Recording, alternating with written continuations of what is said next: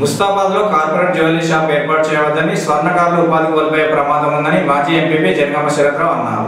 రాజన్న సిరిసిల్ల జిల్లా ముస్తాబాద్ మండల కేంద్రంలో స్థానిక స్వర్ణకారులు మేజర్ గ్రామ పంచాయతీ కార్యాలయం ఎదుట స్వర్ణకారుల మండల అధ్యక్షుడు చింతోజు బాలయ్య ఆధ్వర్యంలో రిలే నిరాహార దీక్ష నేటికి 4వ రోజుకు చేరుకుంది. వీరికి సంఘీభావంగా మాజీ ఎంపీపీ జనగామ శరత్రావు, పలు పార్టీల నేతలు, నాయకులు, వివిధ మండలాల స్వర్ణకారులు మద్దతుగా రిలే దీక్షలో పాల్గొని సంఘీభావం ప్రకటించారు.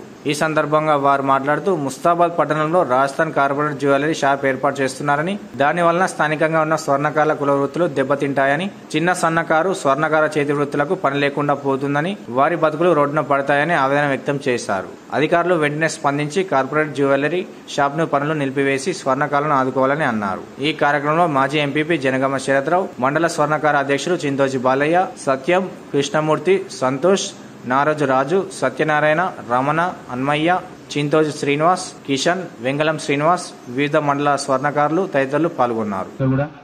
ఇవాళ అంతటా కూడా ఈ కార్పొరేట్ మయమై చాలా మంది పుట్టగొడుతున్న కార్యక్రమం. మేము తప్పకుండా మీకు మద్దతు ఉంటాం.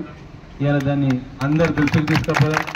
మా గౌరవ ఇంతకుముందు అంటే హైదరాబాదు, మన అభిప్రాయం ఏంటంటే దీన్ని రాష్ట్ర ప్రభుత్వం కానీ గౌరవ కేసీఆర్ గారి దృష్టికి తీసుకుపోతాం, కేటీఆర్ గారికి.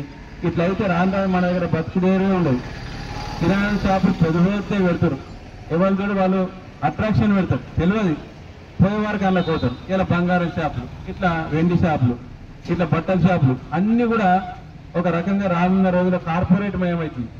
కార్పొరేట్ మయమయ్యే వరకు ఇక్కడ ఉండే వర్తక వ్యాపారాలు ఇవన్నీ వీళ్ళ ఉపాధి హామీ దెబ్బతింటుంది.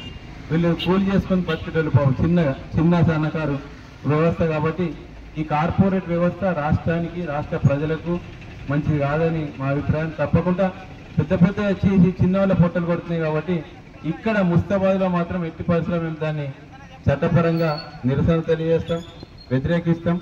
మేము పెద్దలందరూ తీసుకుపోయి మీకు సంపూర్ణ మద్దతు తెలియజేసుకుంటూ జై స్వర్ణకార.